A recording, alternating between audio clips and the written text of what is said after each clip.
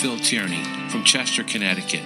You are listening to ICRV Radio, the stream feeding the River Valley. Well, welcome everybody to our monthly edition of Archaeology in Connecticut. And here's the state archaeologist, Sarah Sportman.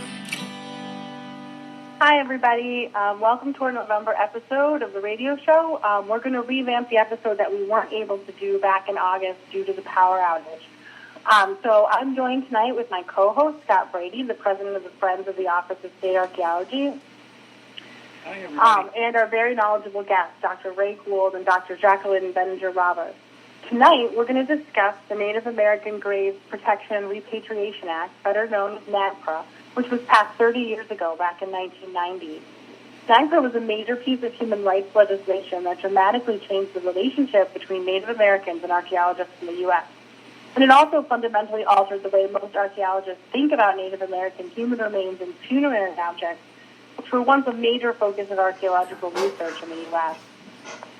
In light of recent events across the country, and as Americans are engaging in a nationwide and difficult discussions of our collective history, we felt it would be a good time to discuss some of the more uncomfortable colonial and racist aspects of the history of archaeology in the U.S. So the development and passage of NAGPRA was one result of an attempt to reckon with that history and to begin to try and right some of the wrongs perpetrated against indigenous people by archaeologists in the field of archaeology. So tonight, we're going to talk a little bit about the history of archaeology in the U.S. to provide some background. Then we'll talk about NAGPRA, how it works, what it involves, and we'll talk about the work that Jackie and Ray have been involved with to actually implement NAGPRA, both from the perspective of Native American tribal groups and the institutions that hold collections of Native American human remains and objects. So before we get started, let me introduce you to our two special guests, Dr. Ray Gould and Dr. Jackie Veninger-Robert. Ray, can you please tell us a little bit about yourself, what you do, and your experience with NAGPRA? Sure. Hi, everyone. It's a pleasure to be here, and thank you to Sarah and Scott for inviting me, and hi to Jackie as well. I'm really pleased to be sharing the spotlight with you this evening. So presently, I serve as Associate Director of Native American and Indigenous Studies, or the Native American and Indigenous Studies Initiative, technically, at Brown University. It's a post I assumed a little over a year ago, in July of 2019. So in that role, I don't have an official capacity with NAGPRA, but I consider myself a practitioner, a longtime practitioner, because in many ways it's folded into everything I do, including teaching and publishing. So on a personal level, I'm also a member of the Nipmuc tribe, which is a state-recognized tribe in Massachusetts, where I live. And probably more in that role, I have been involved in NAGPRA. I've served as the tribe's THPO, or THPO, which stands for the Tribal Historic Preservation Officer.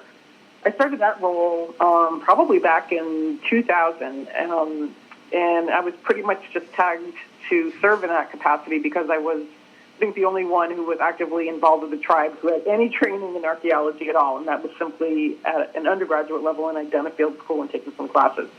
For many tribes, especially smaller tribes like ours, we have an enrollment of, just over 500.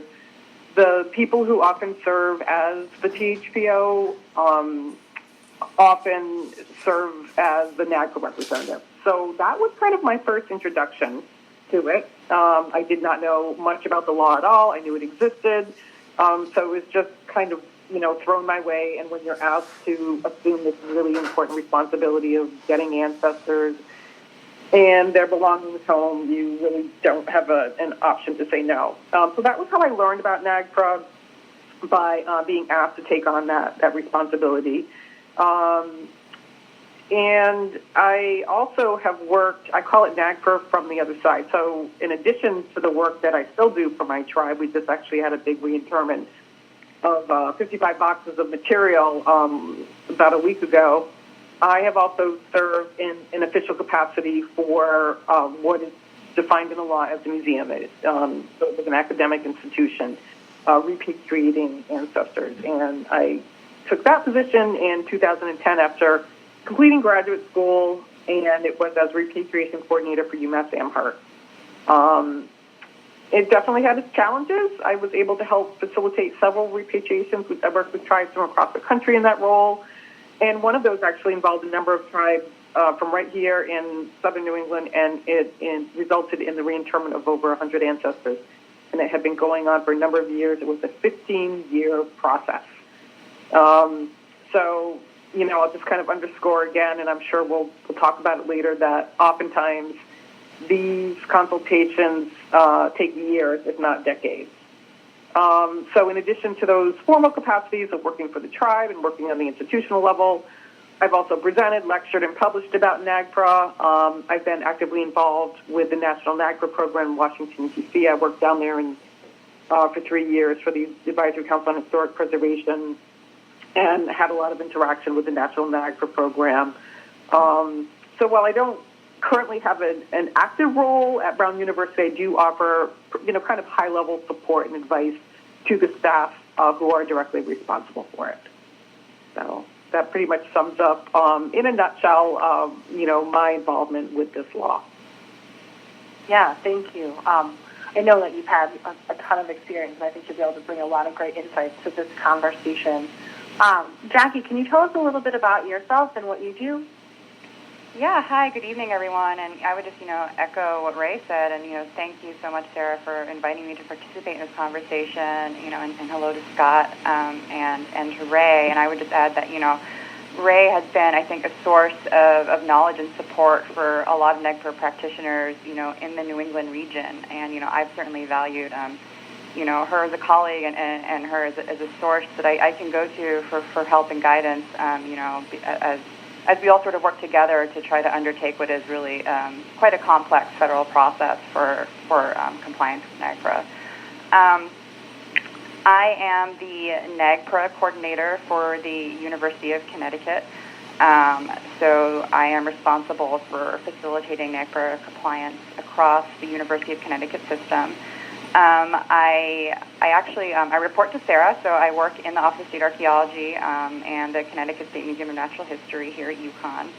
And I was first introduced to NAGPRA as an undergraduate student when in a senior level seminar class, we were introduced very briefly to archaeological ethics and to cultural property law, essentially.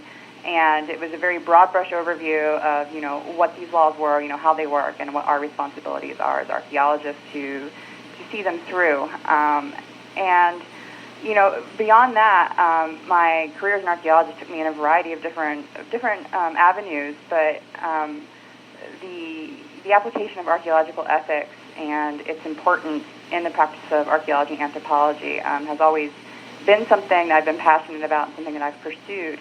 And that's really what's brought me into this role now as the NAGPRA coordinator at UCONN.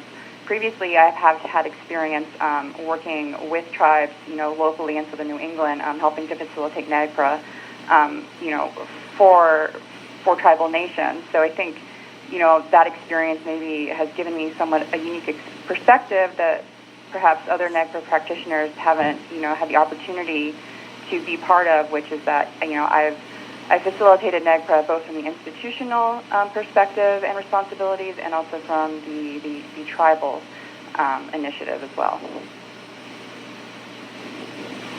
Okay, so I think the best way, this is a super complicated topic, and I think the best way to deal with it is maybe we'll just talk a little bit about what the law actually is, what it says and what it does.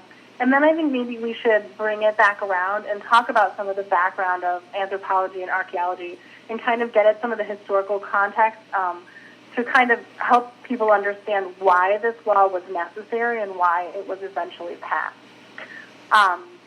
So would one of you be willing to kind of give us a quick overview of NAGPRA, what the law says and what it does?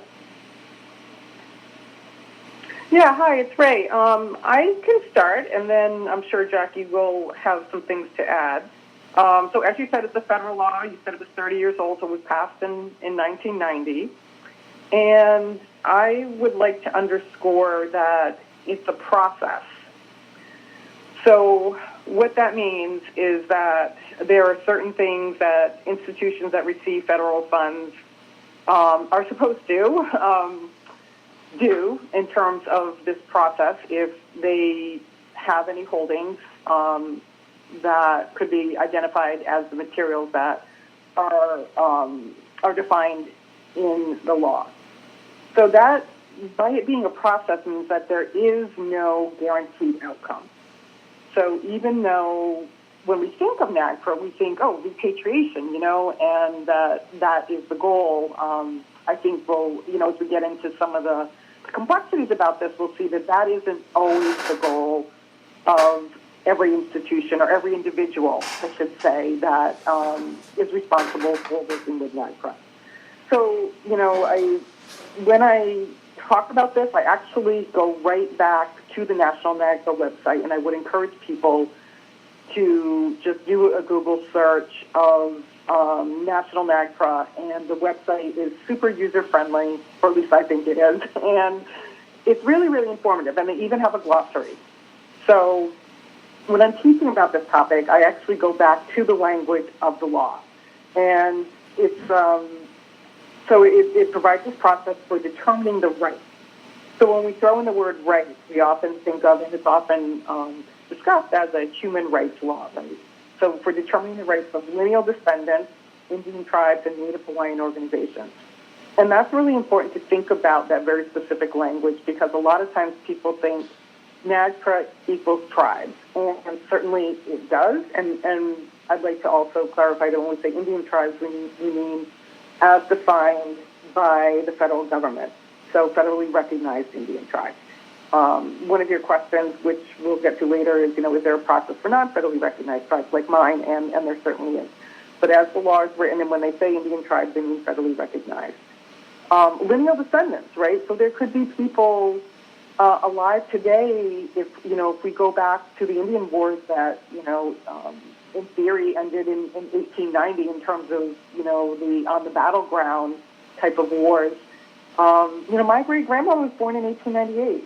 So you could actually have a case where you have somebody who can document that they are linearly descended to an ancestor sitting in a museum or an institution, or sacred objects, or even a shirt that someone wore. I've heard of these cases, when they were killed on the battlefield.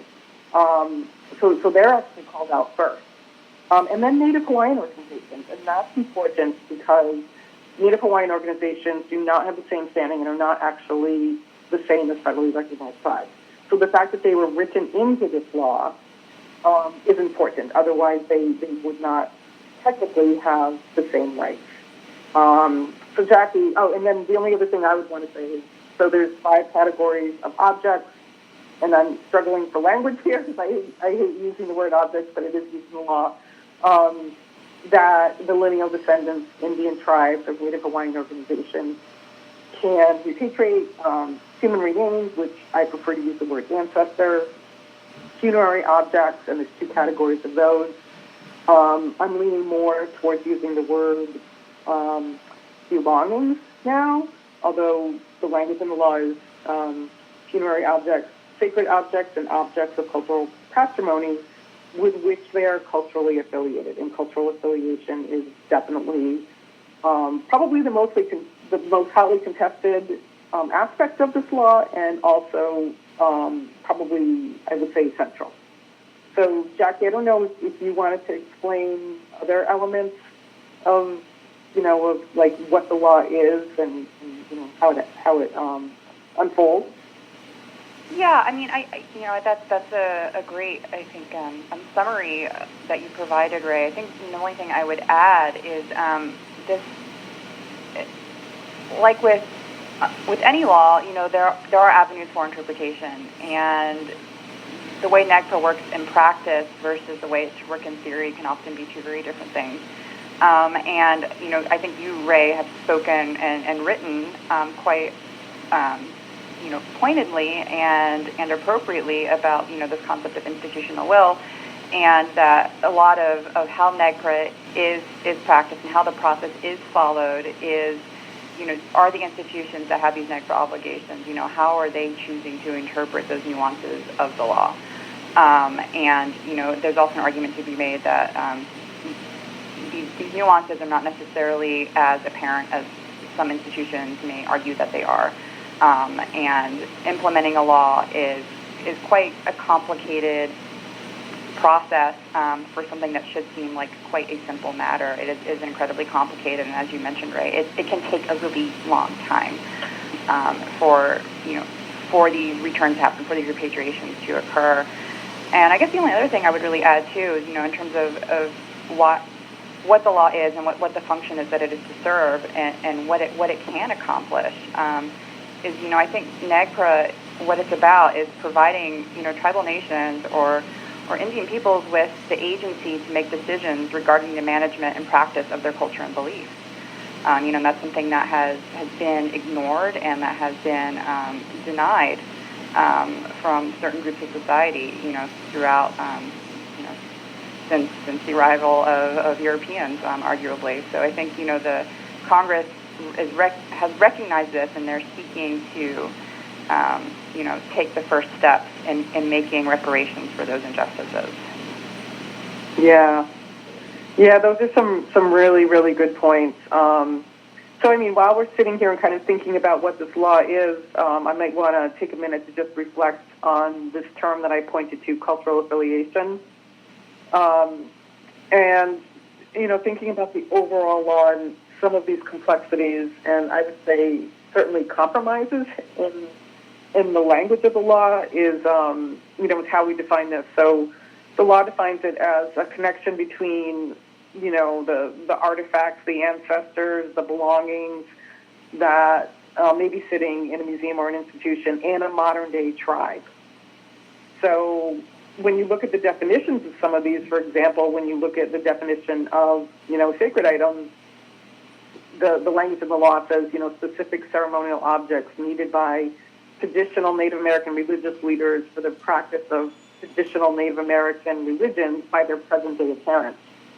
So there's this constant, underlying thread that the things that are sitting in institutions are connected to modern-day people. So there's that thread of cultural affiliation, or that understanding, I should say, of what cultural affiliation is, and kind of putting it on the tribes to demonstrate or document or prove that something sitting in a museum for the last 100 or 150 years belongs to them, and that they actually need it, say, for their religious practices by modern-day people, and that they are connected to it. And that a tribe that was there 150 years ago that it was taken from is connected to a modern-day tribe. When we know everything that's happened, when we know about removal, when we know about, population loss, redefining of tribes onto reservations. So there's so much that has happened, and when you read the law, it's like, well, it should be pretty straightforward, but there are so many ways that you, as you were saying, Jackie, can interpret it or choose to interpret it. So as with any law, as you were saying, it's highly interpreted, which is probably one of the most problematic things. I'm just going to jump in here and say, we've had some tribal representatives on the show on another episode, and NAGPRA did come up. And I think one of the the consensus between them was that, it serves a purpose, but it's also a law that was written without a lot of input from tribal representatives. And again, is also putting them in that awkward spot. And I think that maybe you've just explained it better than I understood it at the time, in that here's something that came from your tribe, and now you have to prove that you need it now. Is this a level of frustration that you guys see when you're dealing with different tribal entities on trying to bring these artifacts home? I'm going to give Jackie an opportunity to respond to that. I certainly have some contributions I can make, but I'd like to hear about her experiences or what she's witnessed. Scott, I'm glad you brought that up. So I think one of the largest problems with NAGPRA as it stands now, apart from the issue of cultural affiliation, which I'm sure we'll get into a little bit later, is it's a westernized epistemology that is being applied to non-Western societies. And So you have this very colonized viewpoint that pervades the language of the law, that puts the burden of proof on people to prove that this is a real religion, to prove that these are sacred objects. And it infringes on the freedom of religion, in fact. And, there have been other similar laws that were written that predate NAGPRA, like the American Indian Religious Freedom Act of 1978, that, sought to address some of these issues, but there's a really long way to go. So I think it puts tribes in this difficult situation where they're being asked to prove that they're real in a way that, we wouldn't necessarily demand of other cultural groups. And it's difficult, and it leads to a lot of it can lead to confrontation. And the key is really just to be to listen and to try to work with people, because I think a lot of us are on the same side, that we want to see this happen, that we want to make effective change happen, and we want to we all have the same common goal, hopefully, which is to see the respectful return of their ancestors or of their items or objects or whatever word you want to use that is difficult to find. But it is certainly a challenge. And then like Ray said and I said earlier, an institution is within their right under the law to say, well, that kind of proof isn't good enough for me because it's not scientific enough. And would we demand that any other religion or any other practice be scientific enough to prove that it's real? No, of course not. So there is still there are big problems in the law, and I think they are being addressed. People are talking about them, and I think we will see changes coming about. But it is there's certainly room for improvement. Yeah, you. Oh no, I was just going to say that Jackie's raised some really good points and speak, very briefly, very specifically to Scott's question about have either of us seen these frustrations? I did not at the which actually is in some ways you might think a reversal, but as an institutional person, I did not, because we had the institutional will. I mean, it was really clear when I was working for the institution that the goal was to repatriate. So, no, there was not a lot of conflict there. And there are 10 lines of evidence that you can use to say, yes, these ancestors or these objects are culturally affiliated. As a tribal representative, though, wearing that hat, yes, I've worked with institutions, and I will call out the Harvard Peabody in particular because I've done it in writing, and just say, if they don't have the institutional will and they feel, that they're a museum and they want to keep things for whatever reason, and they have this kind of philosophy, then they're, as Jackie was saying, they're going to find ways. And one of the biggest challenges with this law, and one of the biggest compromises for tribal people, which your previous guests were probably, thinking about if they didn't directly reference it, is that the language of the law gives the ability to make these decisions about cultural affiliation and whether or not something can be defined as a sacred item or for an object of cultural patrimony or an unassociated funerary object. That decision-making power rests with the institution. So we've got a colonized process of archaeology, of disinterment, of desecrating native burials from the time that the first colonists, stepped on the ground. That is just this racist ideology that you started off the conversation with, Sarah, coming all the way up through to the present day.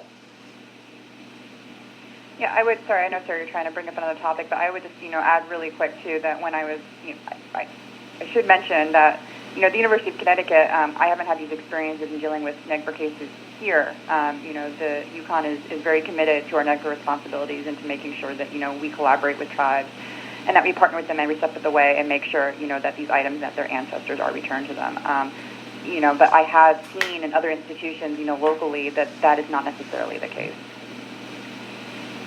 So I did want to kind of pull it back a little bit and talk a little bit about the history of archaeology and kind of get us to a place where we, lay the groundwork for understanding why this law was passed.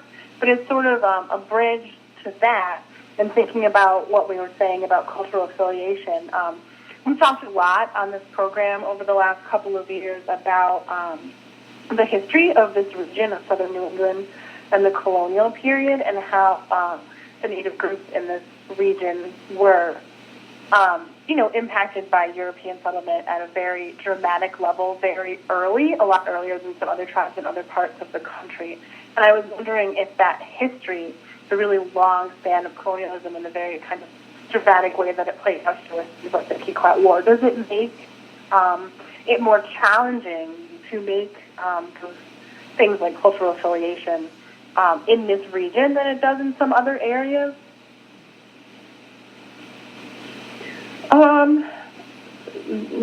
This is Ray. I think it can, I think because, especially if you have a non-federally recognized tribe, we don't have treaties and we don't have some of the, quote, standard documentation. We're not big reservation tribes and there weren't even any federally recognized tribes here until the early 80s. So, yeah, we've had this different process of invisibility, and, a very romanticized ideal of, Indians from the past. I mean, here we are, I don't want to say celebrating, but marking, Plymouth 400, 400 years of colonists being here, and even like that idea that it's 400 years since colonization, it's still a very colonial-centered approach. As opposed to, instead of like the Plymouth 400 celebration, or I think they're using the word commemoration, why not center that on Native people and say, 400 years of Native people having to endure land laws and, racism and death and, all of those other things and centering it from a Native perspective. So, I mean, I think the short answer is yes, that the history of Eastern people, Native peoples especially, east of the Mississippi, is very different because we had to endure that interaction so early. Mm-hmm. Well, I mean, I'm sorry. Go ahead, Jacqueline. I would say that, what Ray said about treaties is interesting because in other universities and institutions that UCONN has collaborated with in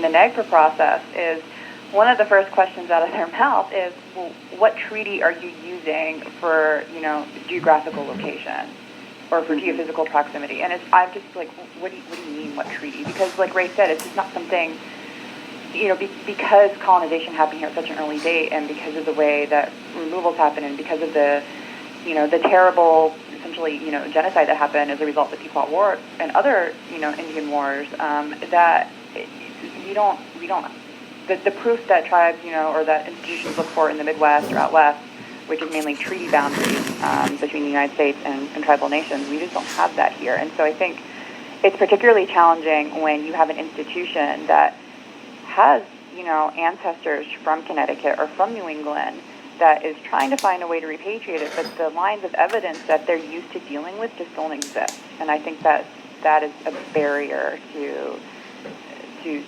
following the process. Yeah.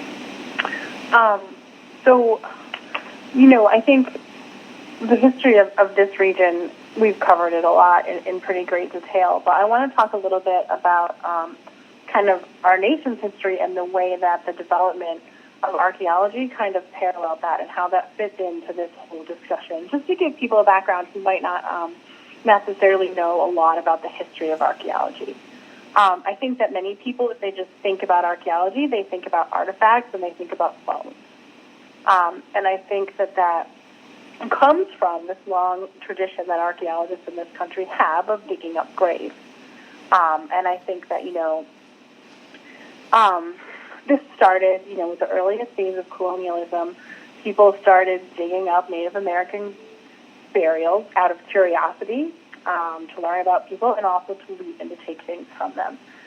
This continues through the colonial period kind of sporadically, but then in the 19th century, it really kind of ramped up with westward expansion and the Indian Wars and the parallel development of the scientific disciplines and the academic disciplines. So, I mean, I can provide kind of a background for this, but please feel free to, jump in if you have anything you want to add. So I think that this is coming from the development of of what we think of as like modern science in the United States. And in the 19th and early 20th century, people are really, really focused on the concept of race science. And, trying to understand racial differences between and among people based on their biology. So this gets into ideas of, different characteristics of human skulls and things like that, trying to figure out, like, which races are superior and inferior.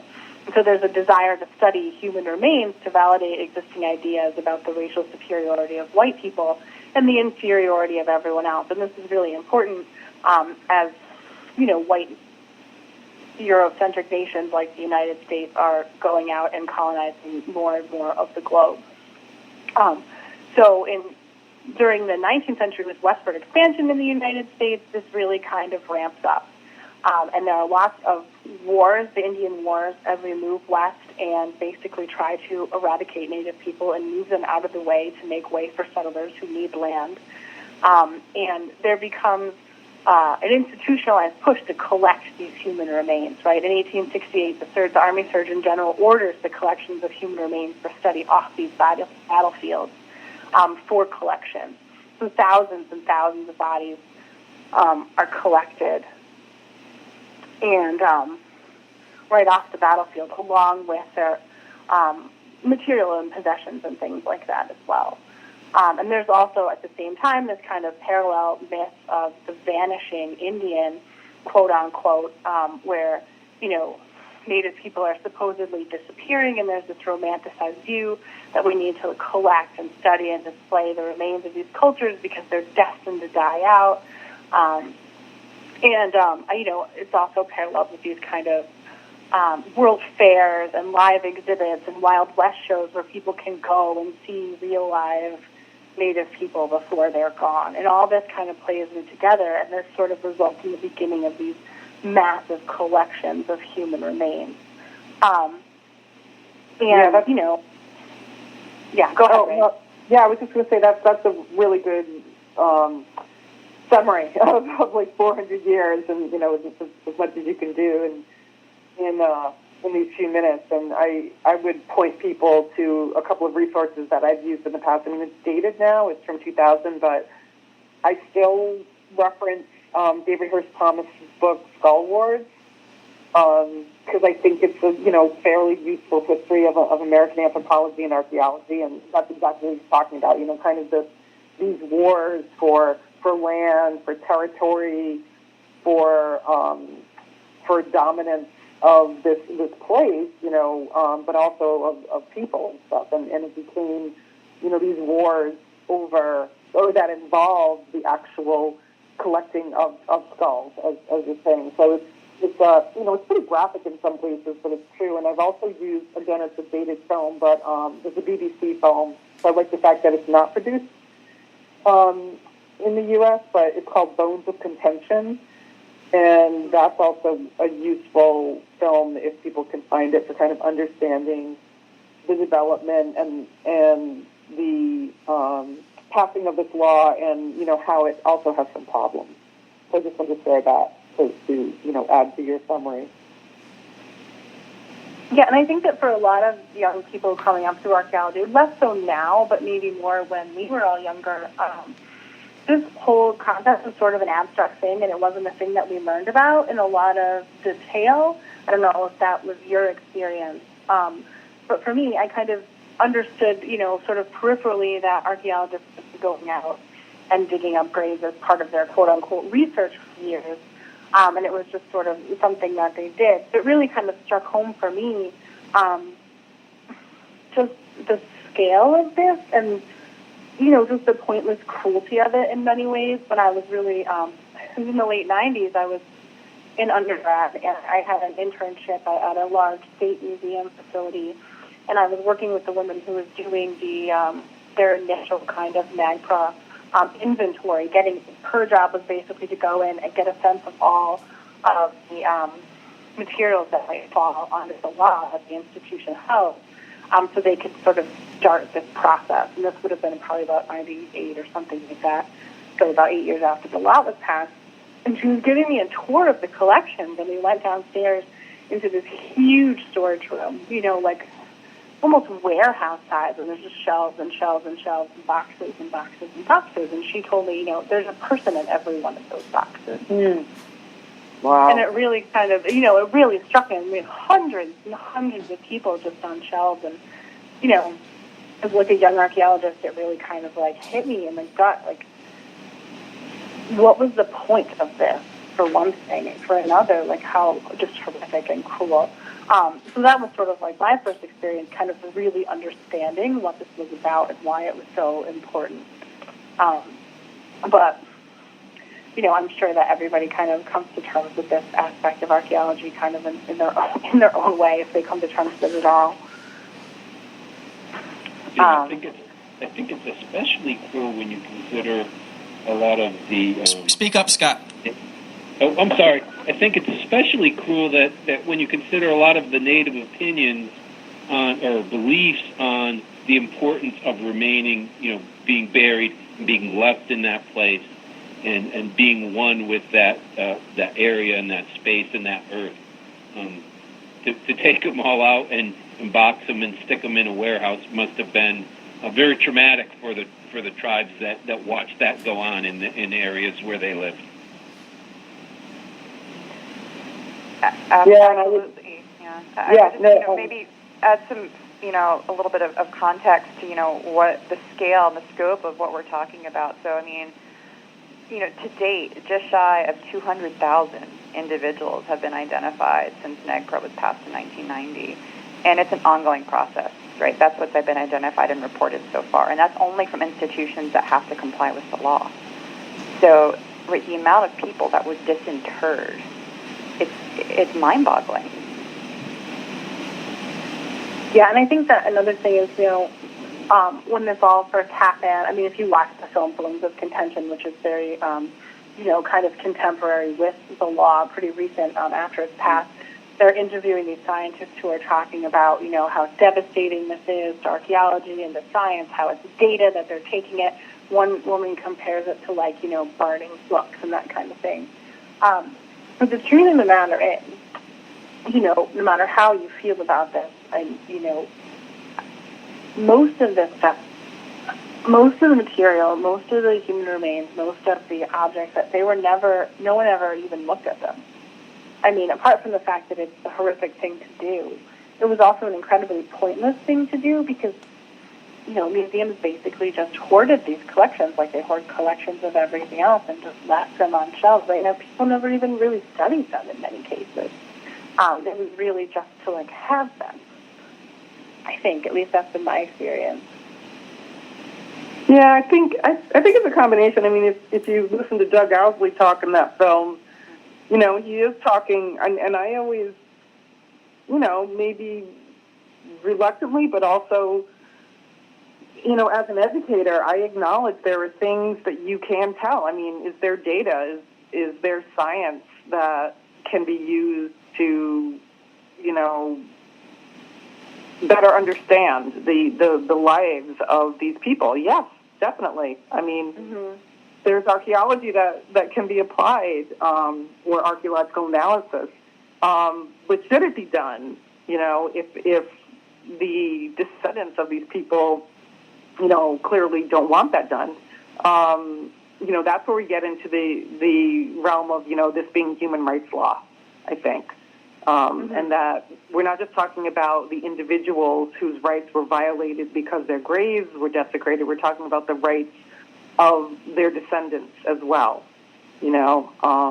So that is a really critical thing. And, you know, I also want to share, because Sarah, you were talking about, you know, your training and stuff. So Sarah and I went through the same PhD training. And we, you know, here we are, like, learning about all these aspects of archaeology. We have archaeological theory, you know, we learn about methodologies, we learn about, you know, how to sample and how to do analysis, how to write, how to publish. I don't know if you had a different experience, and I'd love to hear what Jackie's experience is as well, but NAGPRA was brought up one time, and this is out of 7 years between my MA and PhD, one time in a semester-long class So the class was focused on archaeological theory. We had 1 week on ethics, and within that 1 week of ethics, in a 3-hour seminar, NAGPRA was one of the things we talked about in my whole 7 years of training. So that's an issue, too, that, we didn't actually kind of have as something to highlight. But I think if we're talking about the field of archaeology, and where it's been and where it is now and where it's going, and anybody hearing this who might be able to kind of, influence this trajectory, that if they're not even aware of it, they can't teach it, so that's problematic. So Jackie, I would love to hear, were you taught about NAGPRA at all in your training? I was, to an extent. It wasn't nearly as, I think, as in depth as it should have been. Back when I was an undergraduate, I remember that there were maybe 3 seminars in which we talked about cultural law, and NAGPRA was part of that. But I think I was, fortunate that it was brought up in a context that was very inclusive and that kind of encouraged dialogue and debate, and really got people thinking about the implications of what we as anthropologists do and the impacts that it has on indigenous communities. And my experience, at least at the graduate school level, I did all my graduate work overseas in the UK, and their mentality to what you should do with human remains is incredibly different than it is here. So even without NAGPRA, this is not meant to be any disrespect to the British education system, which I think has many wonderful assets. It's a free-for-all when it comes to the study of human remains over there. As long as you've been dead for 100 years, the government will give you a permit to go and exhume the dead. So the study of osteology and paleopathology is just really popular in a lot of anthropological communities around the world. And I think the United States is actually a little bit ahead of the curve, and that can certainly help accelerate that. But there is sort of this understanding that, okay, wait a minute, we have a responsibility as anthropologists to, take a step back and to realize that, as anthropologists, we're tasked with trying to understand culture and understand societies.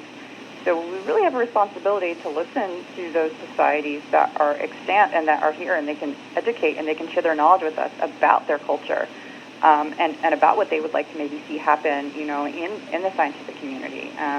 So I think, those conversations, they are happening here in a way that they are not happening in other parts of the world where there are similar implications for, colonized groups and indigenous groups. So I think in this conversation we've sort of, maybe unintentionally been a little bit okay, there's a lot of bad things happening and there's a lot of work to do, but I think, we also have to pause and just say that a lot has happened and a lot of really good things have happened, and I think we're on the right track. I guess I would. Yeah, and I would agree with that, and too. And I think also just in talking to younger archaeologists and grad students that are coming up now, I think that in general their educations are a lot more well-rounded in terms of ethics and ideas about, just a better understanding of kind of the colonial roots of the discipline, a really strong understanding of human rights and social justice and ethics, and I mean this stuff really comes out a lot when you talk to younger grad students. So I think we are moving, really in the right direction on these topics. But I mean, it's important to understand kind of, the sordid path that brought us here, I guess. So yes, I agree. Maybe we have about 15 minutes left, so I was thinking maybe we could kind of delve into some of the practical aspects of NAGPRA, from NAGPRA in practice, and some of the experiences that you've had. We've already kind of touched on the scope and the scale of the amount of ancestors and, material that's in these collections across the country. How does it work? So what are... we talked about federally recognized tribes and federally funded institutions, right? But we know that there are all kinds of artifacts and human remains and other types of collections. So what about private collections, small museums, people's homes? Is there any kind of recourse for material in those situations? This is Jackie. I mean, they're really legally there is nothing that can really force their hand to think about NAGPRA. But I think certainly folks that are NAGPRA practitioners, people that are concerned, tribes that are concerned, that know that their ancestors are in these institutions, we have to have conversations with them and, bring everybody's ideas to the table and to say, look, we know you don't have to comply with this law, but, there are ways forward, and it's really about educating people and giving them an avenue to maybe to be a little bit more proactive and to be a bit more progressive in their policies for how they approach this.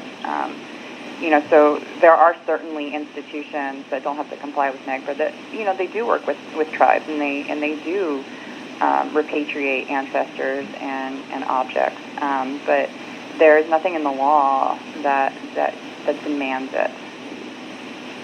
Yeah, I mean, if there's no federal funding, and that's kind of the hook there. And as Jackie was saying, it does happen, and I've actually talked to tribal representatives that said in many ways it's an even more streamlined process because once an institution says, hey, you know what, we have Jenny in the closet or whatever, I've actually heard that term from a small historical society once. They're like, we have a skeleton in the closet, and the last director knew about it, but they didn't want to do anything, and they thought we should keep her, and we've named her Jenny, and I'm laughing about it, but it's like I've gotten these calls before, and so I'll ask them a series of questions and kind of give them a NAGPRA 101 over the phone, and then I'll say, you could do that process, or you're not legally obligated to. You could just do a really informal deaccessioning process.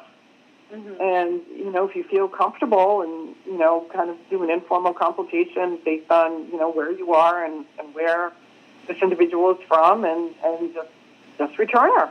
It can be that simple. So in many ways, while they're not mandated to because they don't get federal funding, these smaller institutions like local historical societies or small museums, they can just kind of make it happen. Yeah. So what are some of the challenges of working with this? So I'm just thinking from the perspective of the collections that we manage at UCONN, not necessarily the ancestors that Jackie's been dealing with, but just our collections in general. They've accumulated over a long period of time. Researchers have come, and over time, bits and portions of collections have been borrowed and gone off in different directions. Some of them we've gotten back, some of them we haven't. How does it work? I mean, is it a challenge to actually get whole collections back together sometimes and, to be able to repatriate these people back to where they belong? I mean, my answer, but I mean, yes, it's very challenging, but the uptick of that is that, when you reach out to these other institutions that may have items, like from UCONN or from other institutions that have to comply with NAGPRA on loan, it's an opportunity to be like, okay, we understand that you don't have this NAGPRA obligation because you are a private institution, you don't have federal funding. But then you can start the conversation with them. But, but we noticed in your collection you do have these items that, would apply if you did have federal funding. So maybe, since we're already talking to tribes about the items we loaned you, maybe we should talk about the items that you hold as well. So there's an opportunity to start having those conversations, when you are starting this process of going back through your loan documents and figuring out who has what and what in that, needs to be reported to the folks in National NAGPRA. But yeah, I mean, it's a challenge. A lot of what facilitating NAGPRA is about facilitating appropriate collections management. NAGPRA, I think the folks in DC, they recognize this. So they do provide grant opportunities to address these shortcomings in collections management. But yeah, I mean, it is a challenge, but there are options. Yeah, I mean, I was just thinking. Oh, sorry. Go ahead, Ray. No. I want to hear what you have to say. Well, I was just thinking in terms of just someone who came up through academic archaeology and just kind of thinking about the types of things that archaeologists and physical anthropologists might want to research when it comes to human skeletal material. I think of people, doing research on how a particular body part works, or how legs or arms are similar or different in different characteristics. So I just imagine kind of these divisions of people and people getting all mixed up and put in different places. And I was just thinking about the challenges of actually not just repatriating people, but maybe having to actually, put them back together, I guess, is what I was thinking. I don't know if that's... Yeah, fine. So the term that we use is split collections. Mm-hmm.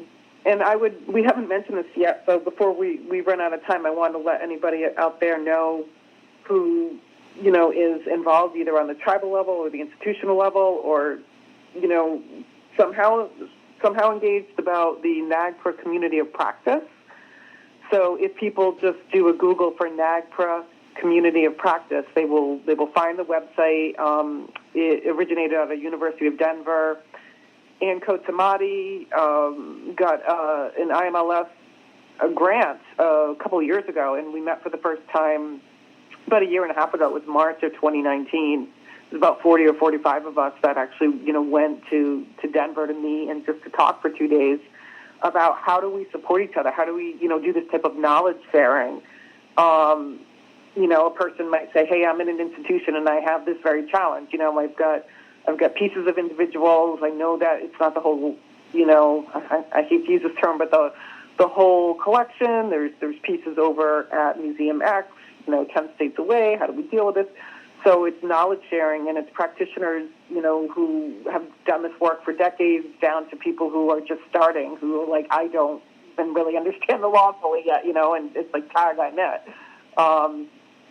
So yeah, this does happen a lot, and we hear about it. I know Ryan Wheeler at Peabody Andover has been really instrumental in talking about this very topic and kind of encouraging other institutions that have some of the materials from collections that he also holds part of or pieces of, or to be proactive. So it's definitely an issue in the NAGPRA world. We're talking about with the law and how it works and some of the issues around it. I think the one thing that I was wondering if Jackie and Ray might be able to share, either from an institutional perspective or Ray from a tribal perspective, is what's the impact of this repatriation of ancestors and artifacts to the actual descendants and the tribes that get this material back? Do you have any stories that you could share about that? I think you should answer that. Yeah, so the impact, I think it really varies for us. It's pretty solemn, I think of it as just getting business done. I really don't like doing this work, to be honest with you. And, I always tell, young people, and like if I'm giving a talk at a college or something, like if you would have told me when I was your age getting my bachelor's degree that however many years later, 20 years later, I would be doing this work, like dealing with bones, I would have thought you were crazy. So I think the impact really varies. Some tribes are very public about it because they want to use it as an opportunity to encourage other more retentive institutions to reflect on, the practice of NAGPRA and engaging in it, and, basically what we've been talking about and, the broad umbrella of the ethics of it.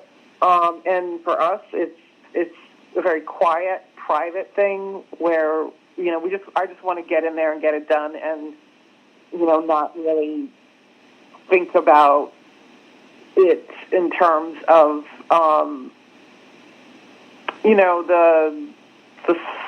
the solemnness of it, I guess. So I don't know if that really answers your question, but it does really vary. Hey guys, I'm going to jump in here and just ask if people could go around the round table and just let people know how they can find and follow and be part of things and learn more, or get in touch with your group. Access any websites or sign up for any emails. Could we go around the round table and start?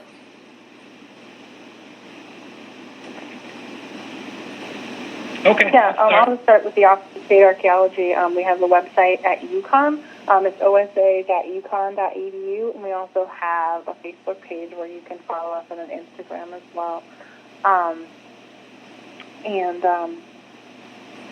Jackie, you want to go next? Yeah, so the University of Connecticut has a NAGPRA webpage, so it's nagpra.uconn.edu, and you can find information on there about some of, the NAGPRA cases that we're currently working on.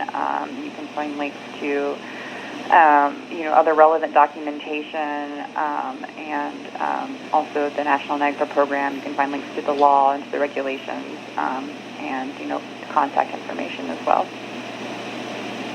Yeah, so this is Ray Gould. That would be the same suggestion and advice that I would have is, to look to the National NAGPRA website, the National NAGPRA program. So especially for institutions out there who are, a little behind in this, and National NAGPRA will never chastise you if you pick up the phone or if you send them an email and say, hey, this law has been here for 30 years, and we're just kind of getting our act together, whether you're mandated to because you have federal funding or you're a smaller institution that doesn't, but you want to do the right thing, it's never too late to start. So that would be my piece of advice to people.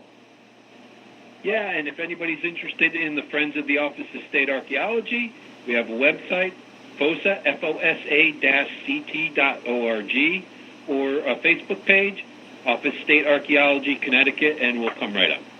And to our expert panel, thanks so much for participating in this edition of Archaeology of Connecticut. Sarah, thanks so much for assembling such a great group and a great conversation.